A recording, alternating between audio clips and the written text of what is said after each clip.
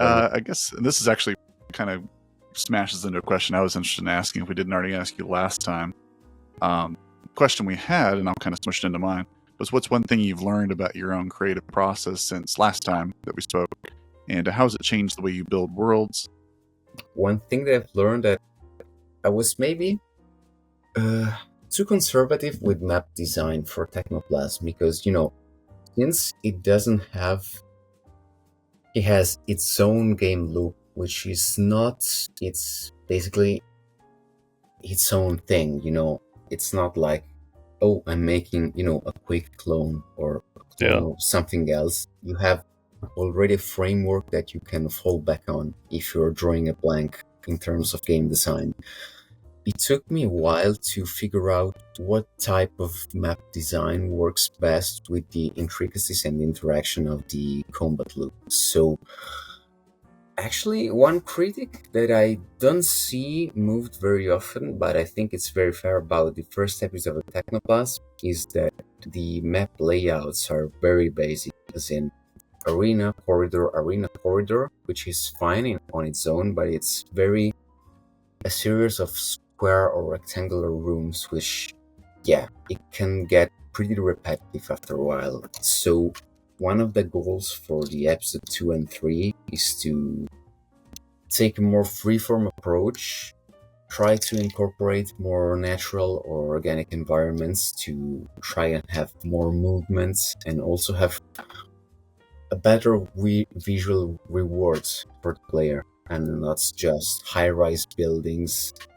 As much as I like, my urban gothic, neo-gothic aesthetics, you cannot just spam high-rise buildings drenched in blue lighting like this one for an entire game.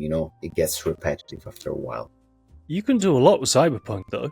Yeah, I mean, Cyberpunk is literally, it's a setting. You can still have every genre that you want within it, So there is a lot of scope for, experimentation with, I was with things that you trying do. to veer towards more like natural environments, gothic ruins for the second episode, because the game takes place somewhere in Eastern Europe, and one real-life location that I wanted to use in the game is the Huska Castle in Czech Republic. I don't know if you ever heard of it. It's yeah. I mean, I remember the Czech. I mean, I remember the Soviet Union, so I remember. okay. Yeah. But this castle, which has a giant hole at the center of the court, and the perimeter walls are built as if they were not trying to keep someone out of the castle, but trying to keep something inside the castle. So this one building reoccurs pretty frequently in tales of the occult and legends in the Czech Republic, because it is speculated that the giant hole, the giant well at the center of the court is like a portal to hell, because nobody ever reached the bottom of the well. And the few people that try to venture down started screaming and going mad after a while. Okay. And then once they got out, and they couldn't even remember what drove them mad. So I thought, these occult things, this whole mystique could work well with the themes of the game. So this one is planned to show up at some time in the second episode coming out next year.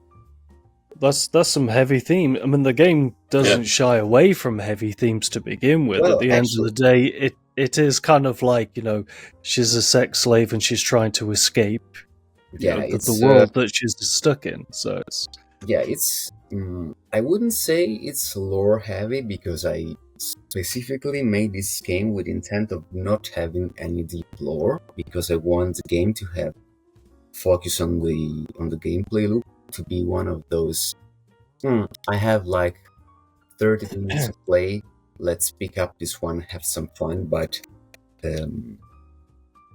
you know, the how do I say, the origin of the story of Technoplazm was because I was actually at the beginning, it was a sandbox for me to experiment with various things, and at some point I said, you know, the average protagonist of an FPS, it's very fucking strong. If it's strong enough to carry all these things, all those things in his inventory, basically on his backpack, I'm sure it will be strong enough to obliterate anything and anyone in a close quarter fight just with fists and things like that. And then I said, if it's a cyborg, what are the very first use of any new technology that always repeats? It's either the new technology gets used for war or violent means, or it's used for sexual pleasure. So I went with the sex bot route, which then turns out to be some kind of battle droid, but I don't want to spoil the story for how bare bones it is actually. But at least this time the whole story is already planned out. I already know what the ending is. But the themes definitely are quite mature. But I will also say, do not stress much about it. As in, there is no deeper meaning past what I already showed to the player. If you want to have your interpretation, is fine, but know that if the curtains are blue, it's because the curtains are blue. As they say. What did he mean by that? There's kind of a beauty to that. So what you're saying is you're not a Hideo Kojima, minimalism, so, unlike other people. Yeah.